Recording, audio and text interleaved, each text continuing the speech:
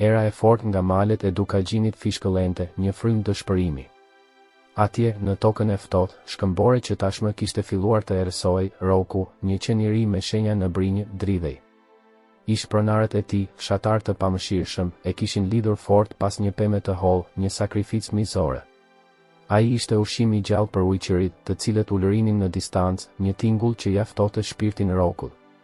Ai u përpoq të çlirohej, litari i ashpërshtrëngohej, uria digjej, frika e madhe në sytë e tij ngjyrë mjalti. Vdekja po afrohej, e ngadalë dhe e pashmangshme. Pa pritur, një figurë e vogël dhe e përkulur u shfaq në hapësirën gri.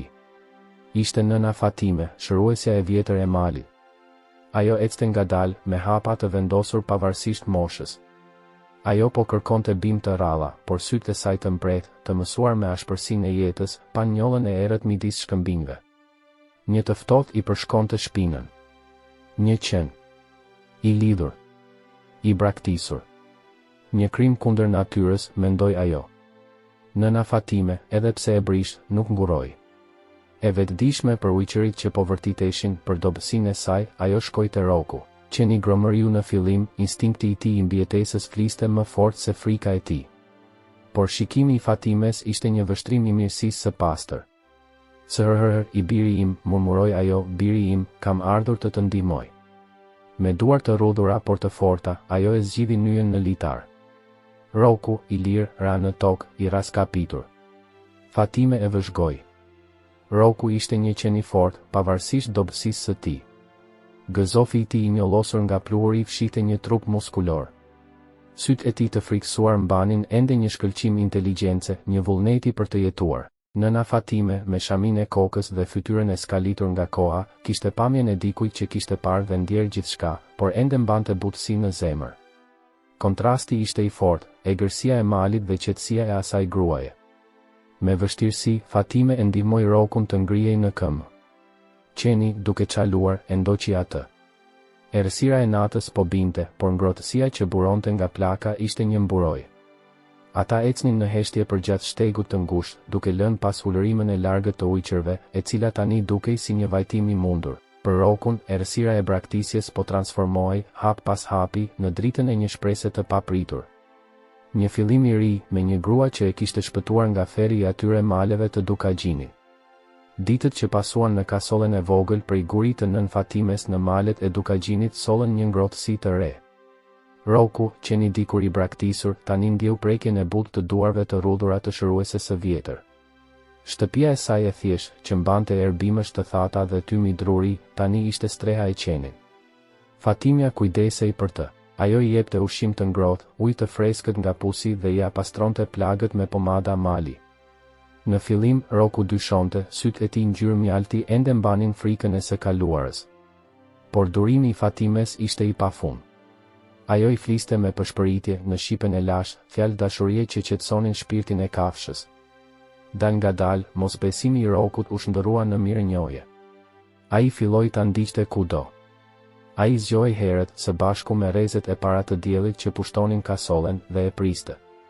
Kur Fatime shkonte në kopsht për të mbledhur perime, Roku ishte aty, i shtrirte këmbët e saj, duke parë. Në shëtitjet për të mbledhur druzjarri, ai shkonte përpara, duke nuhatur shtegun si një udhërrëfyes.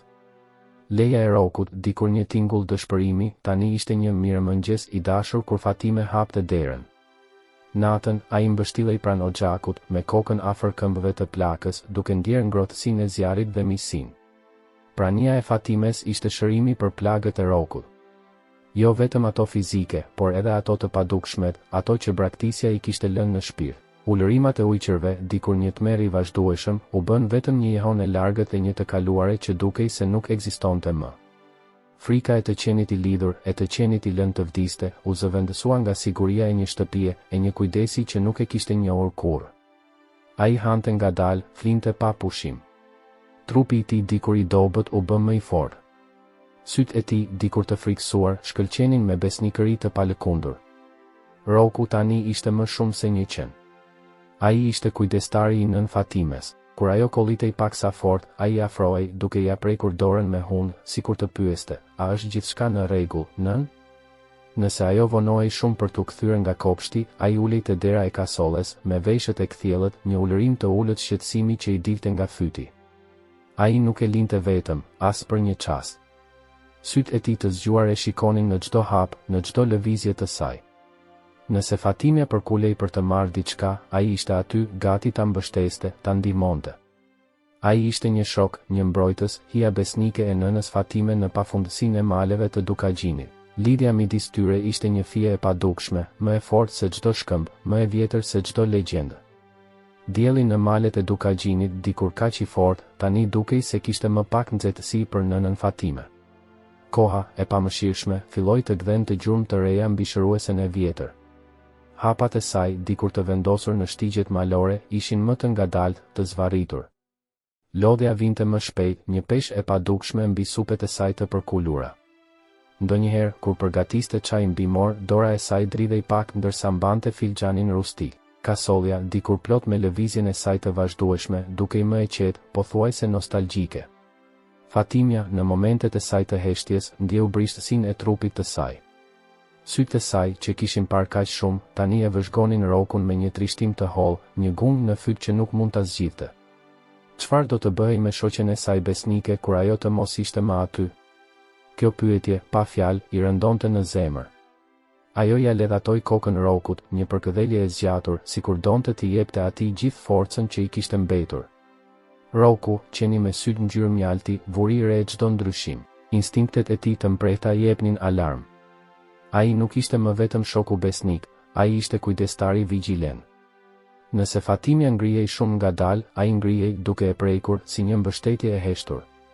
Kur ajo ulej për të pushuar, ai shtrihej te këmbët e saj, një roje e vazhdueshme.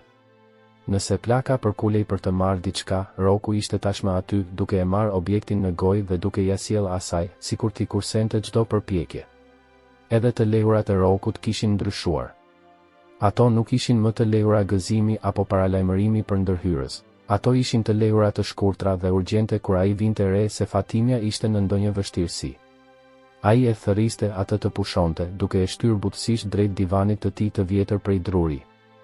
Natën, ai shtrihej pikërisht te dera e dhomës së saj, pa lëvizur, trupi i tij i ngrohtë formonte një barierë mbrojtëse.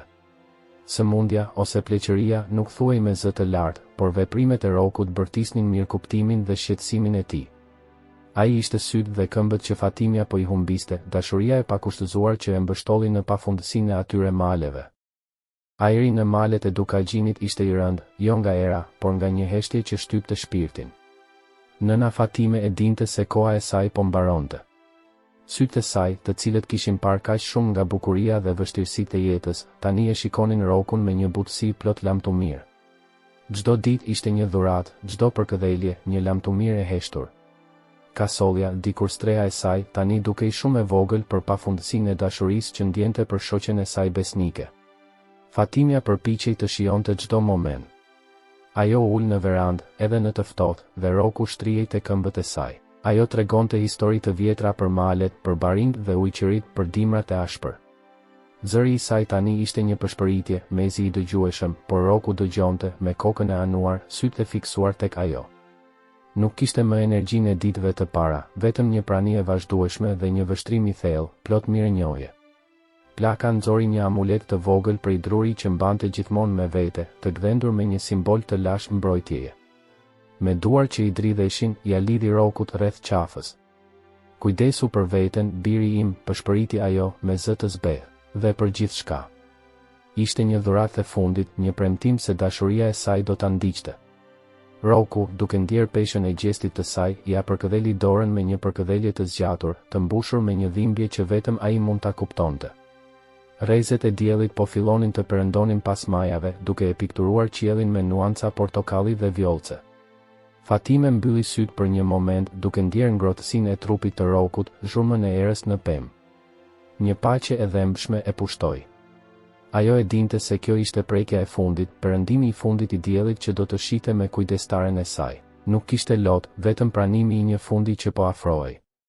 Rroku qëndronte aty, i palvizshëm, prania e tij e pafund me një ngushëllim i fundit për gruan e moshuar. Ai e shikonte çdo frymëmarrje të saj, çdo lëvizje delikate, si një roje e përjetshme. Të gjitha malet dukeshin sikur heshtën në respekt për atë moment të fundit. Nuk do të kishte më mëngjese së bashku, as shëtitje në shtigje. Vetëm kujtimi i një dashurie të pastër që ka përcjellë braktisjen dhe rrezikun, gati për t'u bërë një jehon e përjetshme në tokat e ngrira të Dukagjinit. Mëngjesi që pasoi lamtumirën e fundit të nën Fatimes, erdhi me një heshtje të rëndë mbi malet e Dukagjinit. Dielli linte, por drita e tij dukej e dobët, pa jetën e ditëve të tjera, sikur vetë qielli e ndjente boshllëkun. Në kasollën e vogël, Fatimeja pushoi në paqe. Ajo u largua butë, në gjumë, pa dhimbje, duke lënë vetëm aromën e bimëve të thata dhe një boshllëk të madh në ajër. Roku, qeni besnik, ishte i pari që ndjeu mungesën e saj. Nuk kishte më zhurmë nga kuzhina e saj e zakonshme, as aromën e mëngjesit. Aroma e Fatimes, dikur kaq e pranishme, tani ishte vetëm një kujtim i mbartur nga era e ftohtë. Roku u lëriti butë, një tingull që askush nuk e kishte dëgjuar më parë prej tij, një vajtim therrës. Ai shkoi në dhomën e gjumit, e shtyu derën me hunë dhe shikoi shtratin, trupin e qetë. Sytë e tij si mjalt u mbushën me një trishtim të thellë, pothuajse njerëzor. Amuleti prej druri, një dhuratë prej saj, i rëndoi rënd në qafë. Lajmi për ndarjen nga jeta të nënës Fatime u përhap në të gjithë fshatin e vogël. Fqinjet dhe miqt e pakt që e njihnin si shëruesen e mençur u mblodhen për t'i thënë lamtumirën. Në faltoren e thjesht pranë kasolles, aty ndodhej arkivoli i zbet prej druri i mbuluar me lule të egra. Njerëzit qanin në heshtje, duke kujtuar mirësinë e plakës, duart e saj shëruese. Ajri ishte i rënd, me dhimbje që shtrëngonte gjoksin e të gjithëve. Pa pritur, pati një lëvizje në derën e faltores. Një hije e madhe u shfaq dhe të gjithë heshtën. Ishte Roku. Qeni, të cilin pak veta e kishin parë nga afër, ishte aty, me trupin e ndotur nga dheu, por drejt. Ai ecte ngadalë nëpër korridor, me hapa të vendosur. Nuk kishte agresion në sytë e tij, vetëm një vajtim aq të thellë sa i tronditi të gjithë. Roku u ndal pikërisht para arkivolit. Heshtja ishte aq e madhe sa mund të dëgjoje zemrat që rrihnin. Me delikatesën më të pabesueshme, Roku u shtri pranë arkivolit.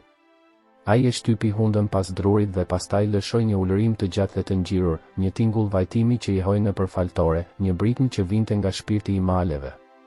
Ajo ulërim, plot dhimbje dhe lamtumir, bëri që lotët të rridhnin lirshëm në fytyrat e të pranishmëve. Shumë i vund duart në gojë, të paftë ta besonin. Disa nxorën telefonat e tyre, duke regjistruar atë moment të pamundur, provën e një dashurie që t'i kalonte jetën. Ai qenë, dikur i braktisur, tani qante në mënyrën e tij, duke i thënë lamtumir shpëtimtarit të tij. Roku qëndronte aty pranë arkivolit, me kokën ulur, ulërima e tij përshkonte ajrin, një roje e përjetshme e dashurisë së nën Fatimes.